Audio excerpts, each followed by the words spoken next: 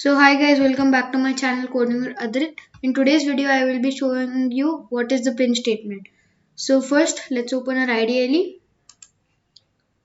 We're going to search for IDLE. So if you don't have Python installed in your computer and you don't know how to, I would highly recommend you to watch the previous video. It will be linked in the description. So once we open this, we're going to make a new file. Now let me show you what the print statement is. So the print statement is a command given to the computer which will print out text to the screen. So let me demonstrate. Print brackets. Inside that you can use double quotes or single quotes. I use the single quotes. And now you can give the text which you want. So example, hello, how are you?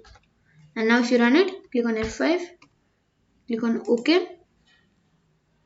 Let's save this as first Python project. Enter. Now it's going to run here. As you can see, it printed out the text which I told. And don't forget, you always have to use these quotes or else it will give you an error. Let me demonstrate.